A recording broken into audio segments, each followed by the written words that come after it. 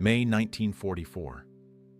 The cattle car doors slammed shut with a metallic finality that would echo through Eva Mozes' memory for the rest of her life. Inside the suffocating darkness, pressed against dozens of other bodies, the 10-year-old girl from Ports, Romania, clutched her twin sister Miriam's hand. 4 days without food or water stretched ahead of them, though Eva could not have known this as the train lurched forward, carrying her family toward a destination that would transform her from a defiant village child into one of history's most remarkable survivors. The pencil-thin girl who had learned to outsmart her father during 4.5 years of childhood rebellion was about to face the ultimate test of her will to survive.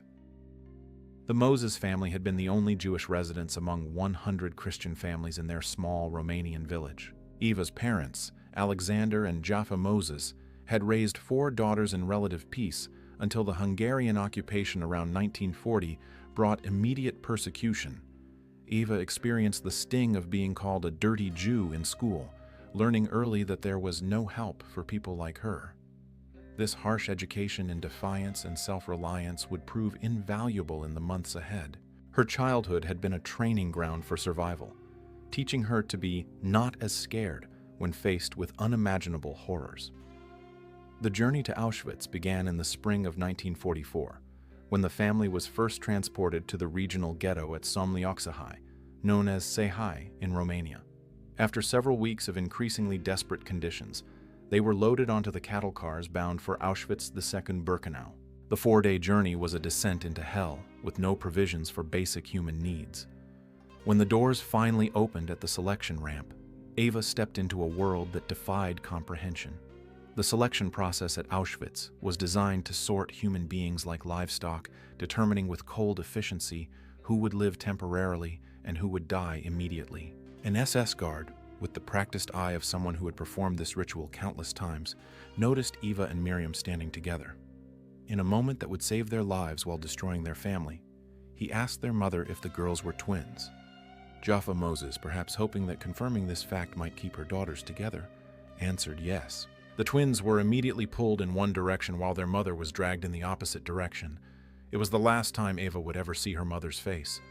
Their parents, Alexander and Jaffa, along with Eva's 2 older sisters, Edith and Elise, were murdered in the gas chambers at Birkenau within hours of their arrival.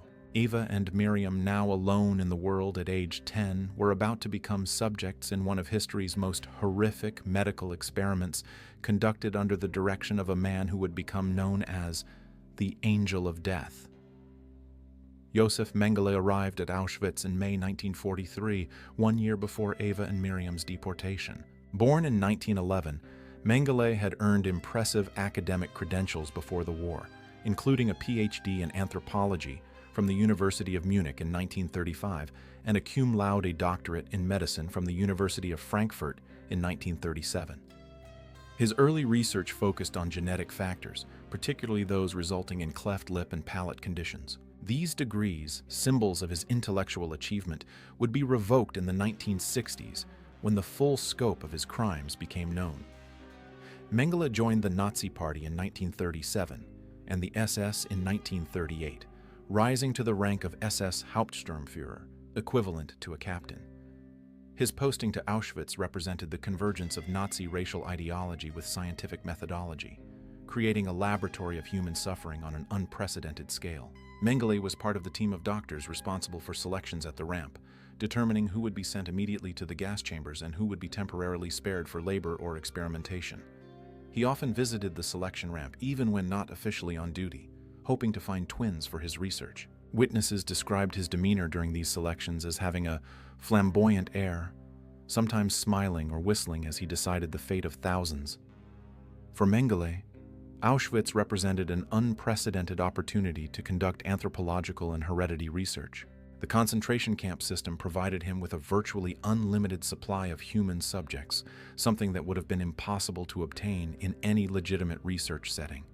Twin studies were particularly valuable because one twin could serve as the experimental subject while the other served as the control, allowing for direct comparison of results. This research was conducted on behalf of prestigious institutions including the Kaiser Wilhelm Institute of Anthropology and the German Research Foundation, lending a veneer of academic legitimacy to what were fundamentally crimes against humanity.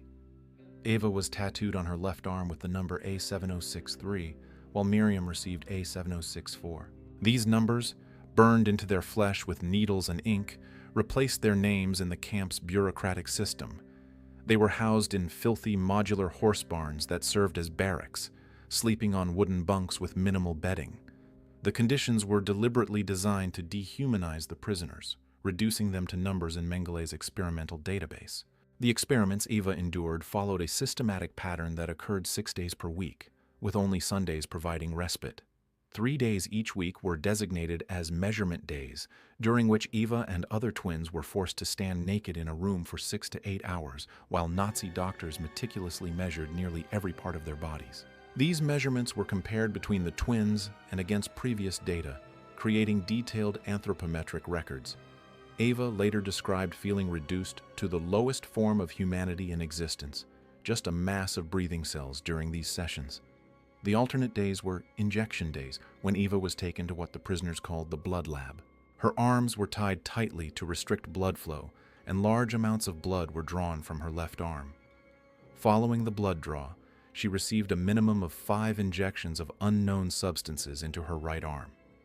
These substances were rumored to contain drugs, diseases, and germs, though the exact composition remained a mystery to the subjects.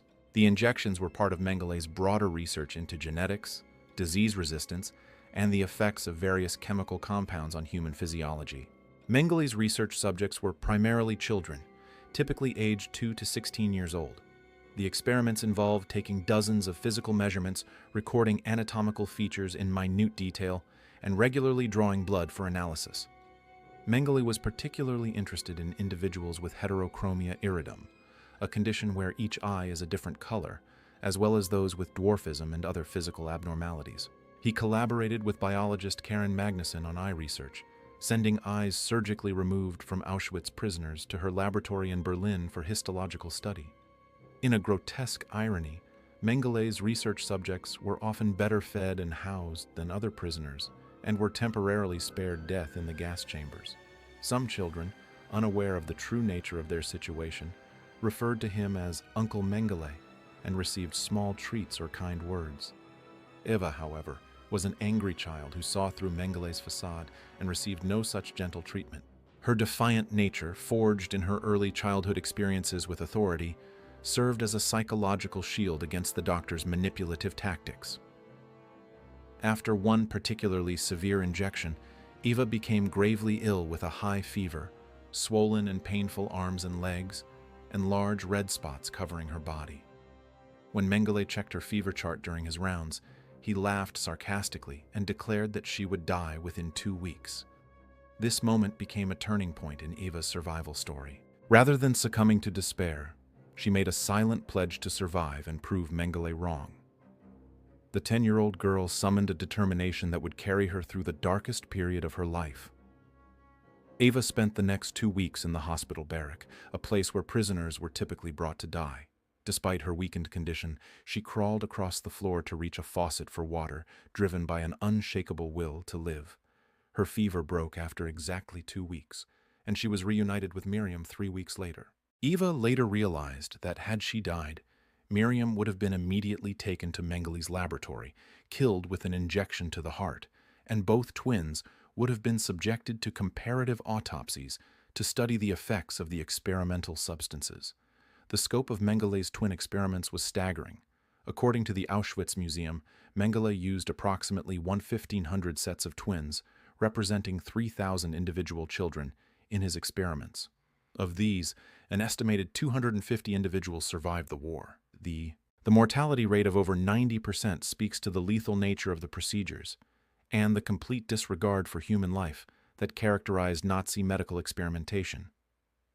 Mengele's work at Auschwitz was part of a broader program of Nazi human experimentation that took place primarily in concentration camps between 1942 and 1945.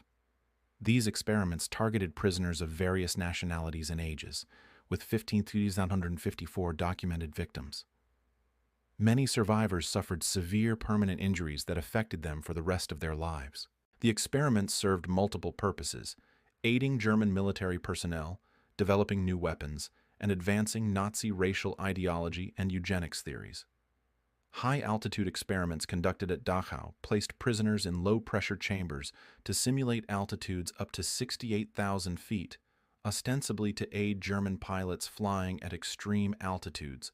Of the 200 subjects used in these experiments, 80 died outright during the procedures, and the remaining 120 were murdered afterward to prevent them from testifying about what they had experienced. Freezing experiments, conducted at both Dachau and Auschwitz, were designed to find ways to prevent and treat hypothermia among German soldiers fighting on the Eastern Front. Prisoners were forced into tanks of freezing water or made to stand naked outside in below-freezing temperatures until they died or lost consciousness. Rewarming methods were then tested, some of which involved throwing victims into boiling water. Sterilization and fertility experiments, conducted primarily at Auschwitz and Ravensbrück, aimed to develop quick methods to sterilize millions of people, particularly those of Jewish and Roma heritage. Methods included X-ray radiation, surgical removal of reproductive organs without anesthesia, and injecting caustic substances such as iodine and silver nitrate directly into the uterus. Karl Klauberg was a prominent figure in this field, developing techniques that could theoretically sterilize thousands of women per day. Sulfonamide experiments at Ravensbrück involved deliberately inflicting wounds on subjects, infecting them with bacteria including agents for gas gangrene and tetanus, and then aggravating the wounds by forcing wood shavings and ground glass into them. The effectiveness of sulfonamide and other drugs was then tested on these artificially created infections. Bone, muscle, and nerve transplantation experiments were conducted for the supposed benefit of the German armed forces, with tissues removed from prisoners without anesthesia, resulting in mutilation and permanent disability. Seawater experiments at Dachau deprived prisoners, including approximately 90 Roma individuals, of all food while giving them only filtered seawater to drink. The goal was to study methods of making seawater potable for German sailors and airmen stranded at sea. The subjects became gravely injured from dehydration, with many suffering permanent kidney damage. Disease and poison experiments involved testing immunization compounds for diseases like malaria, typhus, and infectious hepatitis, as well as administering various poisons, sometimes hidden in food or delivered via specially designed poisonous bullets. The liberation of Auschwitz by Soviet forces on January 27, 1945, came just 10 days after Mengele had transferred to Gross-Rosen concentration camp. Eva and Miriam, now 11 years old, were among the approximately 7,000 prisoners found alive at Auschwitz. They had survived 9 months of systematic torture disguised as medical research, but their ordeal was far from over. The effects of Mengele's experiments would follow them for the rest of their lives. After the war, Miriam was consistently weaker and sicker than Eva, though the full extent of the damage would not become apparent for years. The twins eventually made their way to Israel, where they served 8 years in the Israeli army. Eva immigrated to the United States in 1960, becoming a U.S. citizen in 1965, and settling in Terre Haute, Indiana, with her husband Michael Kor, a fellow Holocaust survivor. In 1960, after Miriam's first pregnancy, she began suffering severe kidney infections. Israeli doctors made a shocking discovery. Miriam's kidneys had never grown larger than the size of a 10-year-old child's organs. The experimental substances injected into her body at Auschwitz had apparently stunted the development of her kidneys, leaving her with the renal capacity of a child despite being an adult woman. By 1987, Miriam's condition had deteriorated to the point where she required either a kidney transplant or lifelong dialysis. Eva's response to her sister's crisis demonstrated the same determination that had carried her through Auschwitz. Without hesitation, she donated one of her kidneys to Miriam, stating simply, "I had 2 kidneys, 1 sister." The transplant was initially successful, but within a year, Miriam developed cancerous polyps. Doctors suggested that the substances injected into her body at the concentration camp might have combined with the anti-rejection medication to cause the cancer. Miriam Mozes Kor died of kidney cancer on June 6, 1993, nearly 50 years after her liberation from Auschwitz. Miriam's death served as a catalyst for Eva's transformation from survivor to activist. Determined to learn more about the experiments that had ultimately killed her sister, Eva began seeking out information about Mengele's work and attempting to contact other survivors. In August 1993, she met Dr. Hans Munch, a former SS doctor who had worked alongside Mengele at Auschwitz. Unlike many former Nazis who refused to discuss their wartime activities, Munch was willing to meet with Eva and provide detailed information about the operation of the gas chambers and other aspects of the camp's functioning. Munch described the killing process with clinical precision. Zyklon B pellets were dropped through openings in the roof of the gas chambers, and the deadly gas rose from the floor. As people realized what was happening, they would climb over each other trying to escape the rising gas, creating what Munch described as a little mountain of intermingled bodies near the ceiling. This information, while horrific, provided Eva with factual details about the fate of her parents and older sisters. To thank Munch for his willingness to speak truthfully about Auschwitz, Eva decided to write him a letter of forgiveness. The act of writing this letter proved to be transformative in ways she had not anticipated. Through the process of consciously choosing to forgive, Eva discovered that she possessed a power she had never realized, the power to release herself from the burden of hatred and anger that she had carried for nearly 50 years. Emboldened by this revelation, Eva wrote a second letter, this one forgiving Josef Mengele himself. She later described this as forgiving the worst of them, and realized that she, the little guinea pig, now had power over the man who had once held her life in his hands. By choosing to forgive on her own terms, she was ending her relationship with Mengele as an empowered survivor rather than a helpless victim.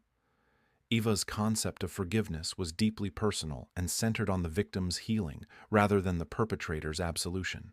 She defined forgiveness as a way of healing oneself from pain, trauma, and tragedy, describing it as a means of self-liberation and self-empowerment that allowed victims to reclaim power that had been involuntarily taken from them. Crucially, she emphasized that forgiving did not mean forgetting, nor did it mean condoning the evil deeds of the Nazis or other perpetrators. Eva explicitly separated the question of justice from the issue of forgiveness. She believed that even if every Nazi were hanged, it would not help victims heal from their trauma. The conscious choice to forgive, however, provided healing, liberation, and the reclamation of lost power. After writing her letters of forgiveness, Eva stated that she felt all the pain she had carried for 50 years was lifted, making her no longer a victim or prisoner of her tragic past. She described feeling liberated and elated. This philosophy of forgiveness became the cornerstone of Eva's advocacy work for the remainder of her life. She founded the Candles organization and became a worldwide speaker, sharing her message that anger is a seed for war, forgiveness is a seed for peace. She consistently referred to herself as a survivor rather than a victim, arguing that fostering victimhood does not help victims or society, whereas forgiveness encourages healing and growth. Eva's public forgiveness of the Nazis, including a dramatic moment in 2015 when she forgave former Nazi guard Oskar Groening during his trial, was highly controversial among other Holocaust survivors. Fellow concentration camp survivors and co-plaintiffs in the Groening trial attacked Eva for staging what they called a one-woman rehabilitation show. They argued that using the role of a co-plaintiff for public forgiveness does not fit together, and that they could not forgive Groening for his role in murdering their relatives. Eva defended her stance by explaining that even if every Nazi was punished, her life would remain the same, but mutual understanding could improve life for everyone. She suggested that the Universal Declaration of Human Rights should add an addendum guaranteeing every human the right to be happy and one to live free of the pain and burden imposed on them by life or society.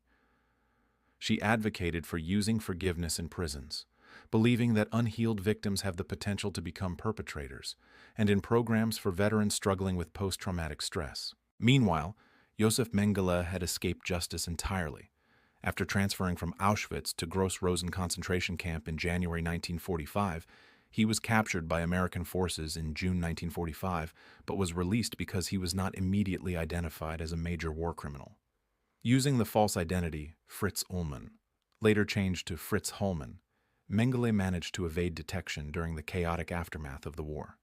Assisted by a network of former SS members and Nazi sympathizers, Mengele fled to Argentina in July 1949, traveling under the alias Helmut Gregor. Once established in South America, he felt secure enough to acquire documents using his real name, Josef Mengele, and for a time lived openly in Buenos Aires.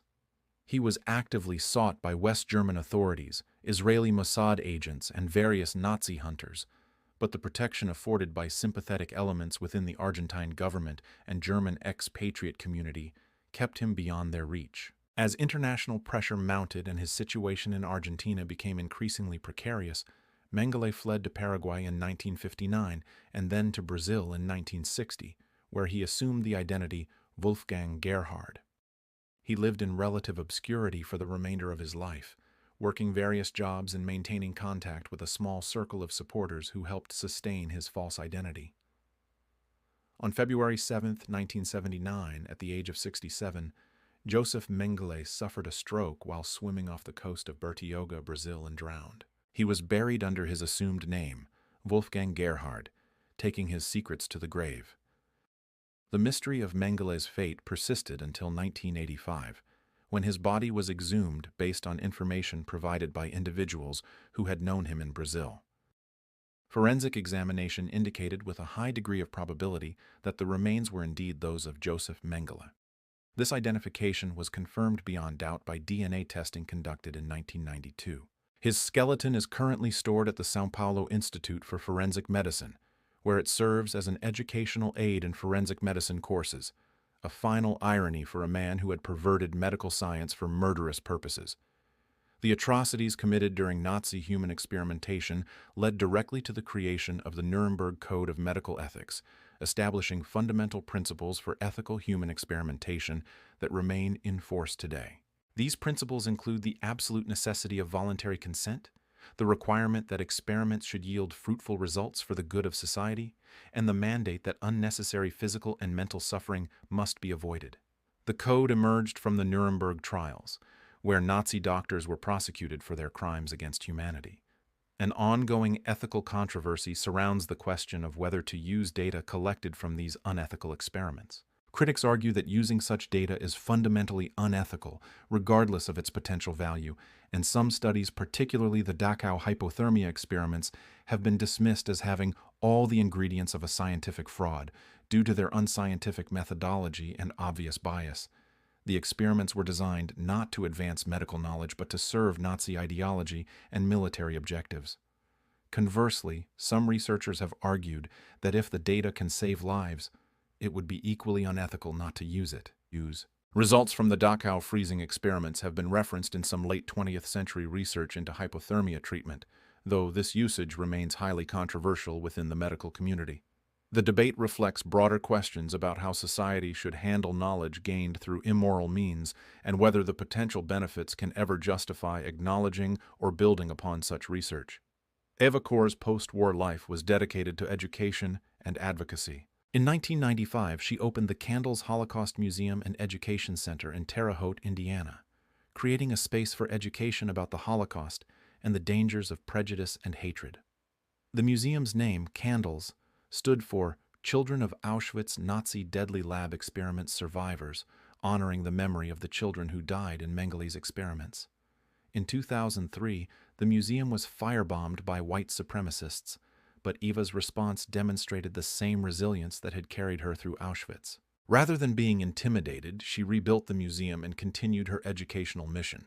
Eva successfully worked with Indiana state legislators to gain passage of a law requiring Holocaust education in secondary schools in 2007.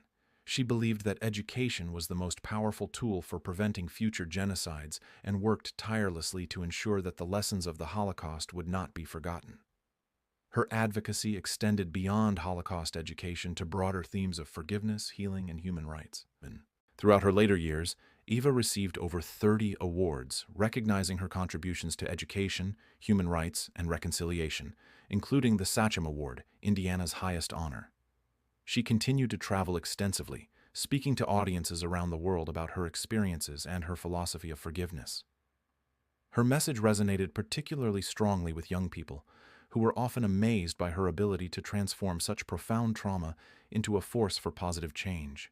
Eva's final trip was to Auschwitz itself, where she led educational tours for students and adults seeking to understand the history of the Holocaust. On July 4, 2019, while leading one such educational trip in Krakow, Poland, Eva Kor died peacefully in her sleep at the age of 85. The timing and location of her death seemed almost symbolic. She had returned to the place where her childhood ended and her mission began, and she died on American Independence Day, having spent her life advocating for the ultimate human freedom, the freedom to choose forgiveness over hatred. Following her death, Eva's legacy continued to grow. In November 2020, a 53-foot-tall mural showcasing her signature peace sign was commissioned and completed in Indianapolis, serving as a permanent reminder of her message of forgiveness and healing. The USC Shoah Foundation worked with Eva as one of 13 Holocaust survivors featured in the New Dimensions in Testimony Technology project, which created a virtual avatar or hologram of her that can answer questions from future generations. This technology ensures that her voice and message will continue to reach people long after her physical presence is gone. The broader context of Nazi human experimentation reveals the systematic nature of the crimes committed in concentration camps. The 15,754 documented victims represent only those cases for which records survived. The actual number was likely much higher.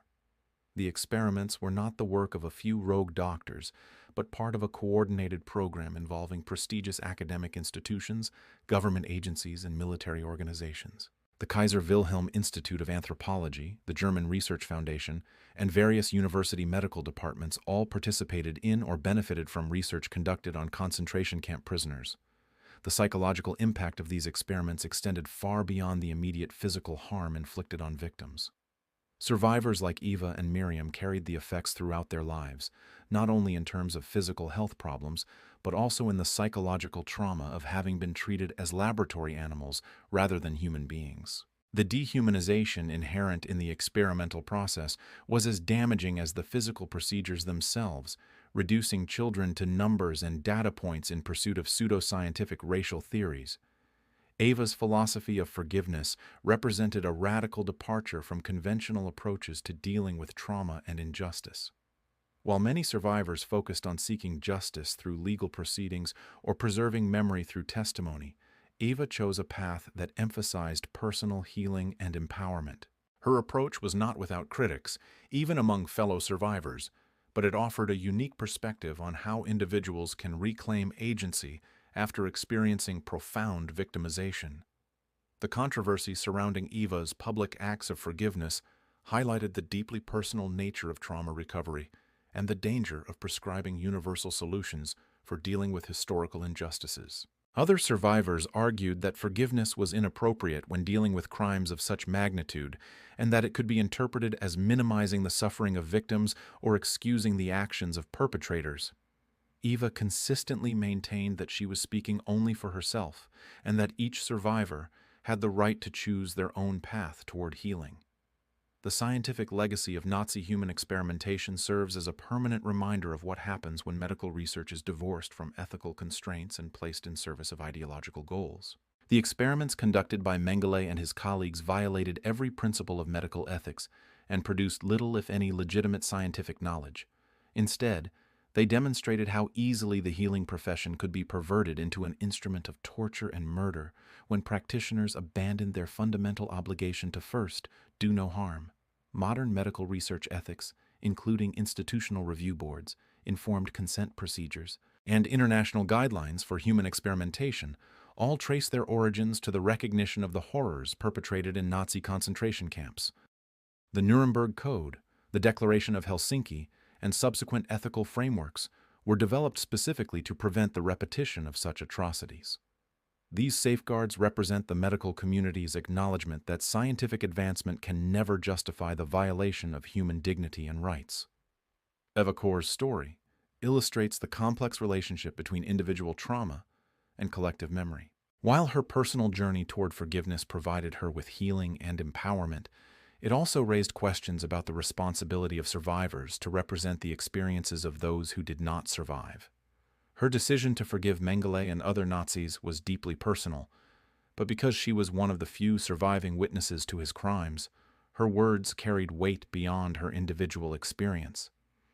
The preservation of Eva's testimony through modern technology reflects the urgency felt by educators and historians to capture survivor voices before they are lost forever. The holographic project that recorded her responses to thousands of potential questions represents an attempt to maintain the immediacy and personal connection that made survivor testimony so powerful in Holocaust education.